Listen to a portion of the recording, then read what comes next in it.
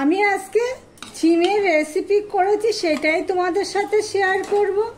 একবার অন্তত শীতের মধ্যে ট্রাই করে দেখতে পারো ছিমের এই রেসিপিটি।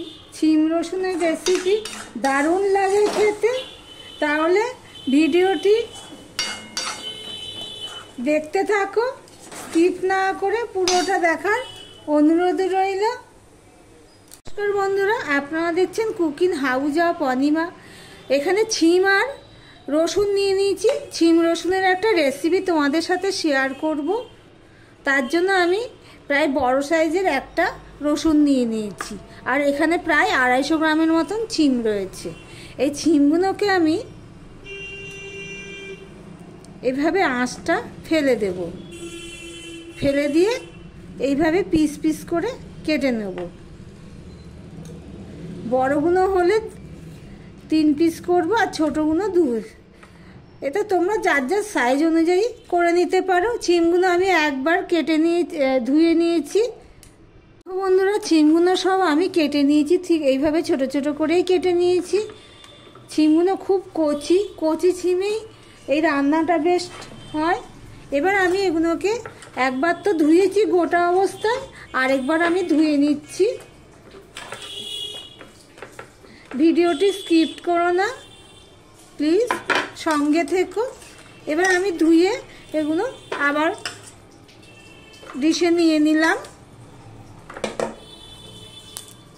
এদিকে দেখো একটা কড়াই বসিয়েছি, কড়াইতে অল্প একটু জল দিয়ে দিয়েছি। এবার এর মধ্যে আমি এই নুনটুকু দিয়ে দিলাম। এবার দেখো জলটা অল্প অল্প গরম হয়েছে। এবার আমি এই ছিমগুলো এর মধ্যে দিয়ে দেব, দিয়ে সম্পূর্ণ নুন জলের সাথে আমি ছিমটা মিক্স করে নিচ্ছি।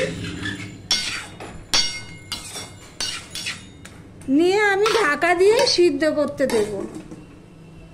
দেখো বন্ধুরা, ছিমগুলো আমার সিদ্ধ হয়ে গেছে। আমি এমনভাবে জল দিয়েছি যাতে জলটাও শুকিয়ে যায়, ছিমটাও সিদ্ধ হয়ে যায়।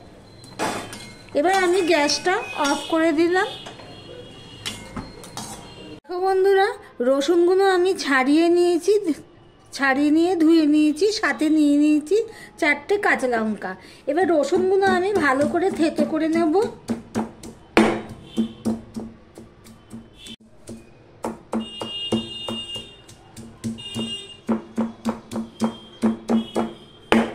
সাথে কাঁচা লঙ্কাগুলো আমি রসুনের সাথে থেতো করে নেব।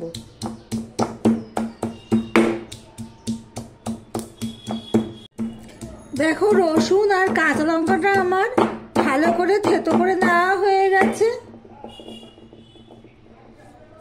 এবার এগুলো আমি এই বাটিটার মধ্যে তুলে নেব।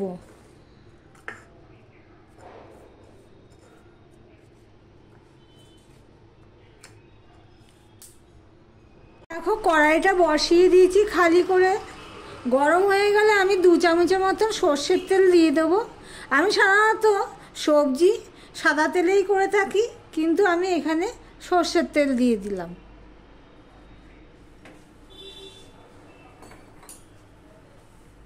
সর্ষের তেলটা গরম হয়ে গেলে আমি এখানে দিয়ে দেব 1/2 চামচের মতন কালো জিরে। এই পর্যন্ত যারা আমার ভিডিওটি দেখছো এখনো পর্যন্ত লাইক করনি, চট করে দেখতে দেখতে লাইকটা করে দিও। দেখো কালো জিরেটা হয়ে গেছে। এবার আমি এখানে থেতো করা রসুন আর কাঁচা লঙ্কাটা দিয়ে দিলাম।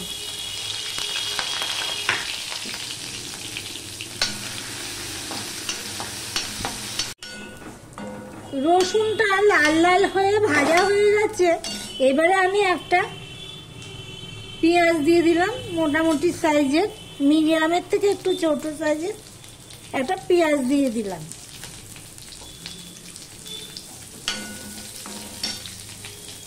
একটু নুন দিয়ে দিলাম। ছিম সিদ্ধের মধ্যে আমি নুন দিয়েছিলাম, সেটা মাথায় রেখে আমাকে টেস্ট অনুযায়ী নুন দিতে হবে। নুনটা দিলে পেঁয়াজটা তাড়াতাড়ি মজে যাবে। এদিকে দেখো ছিম সিদ্ধগুলো আমি নামিয়ে নিয়েছি।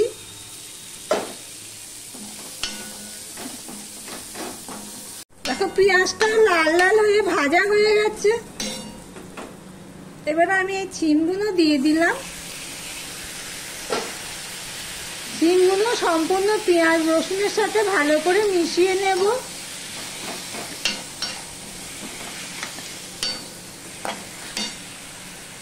আমি এখানে একটুখানি হলুদ দিয়ে দিলাম। হলুদটা আমি ভালো করে মিশিয়ে নাড়তে থাকবো। দেখো শিমগুলো আমি ভালো করে ঘেটে নিয়েছি সম্পূর্ণ পেঁয়াজ রসুন আর সাথে। এবারে দেখো আমি একটা সর্ষের পেস্ট বানিয়ে নিয়েছি, 2 চামচের মতো আমি পেস্ট এর মধ্যে দিয়ে দিলাম। দিয়ে সম্পূর্ণটা আমি এই শিমের মধ্যে মিশিয়ে দেব। আমার ভিডিওটি যদি ভালো লেগে থাকে তাহলে লাইক কমেন্ট শেয়ার করে দিও। আর যারা সাবস্ক্রাইব করনি, নতুন বন্ধু ভিডিওটি দেখছো, প্লিজ সাবস্ক্রাইবটা করে দিও। ভিডিওটা দেখতে দেখতে সম্পূর্ণটা আমি মিশিয়ে নিয়েছি, নিয়ে সমানে এইভাবে ঘাঁটতে থাকবো।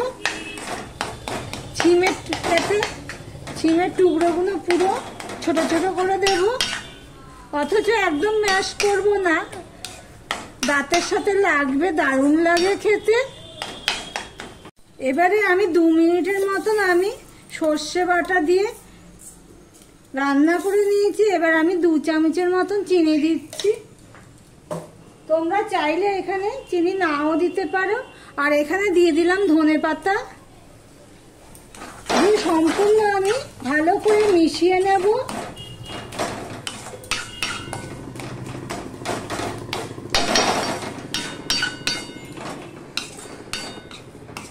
তোমরা এই শীতে একবার অন্তত ট্রাই করে দেখতে পারো শিম রসুনের এই রেসিপিটি, খুবই ভালো লাগে খেতে।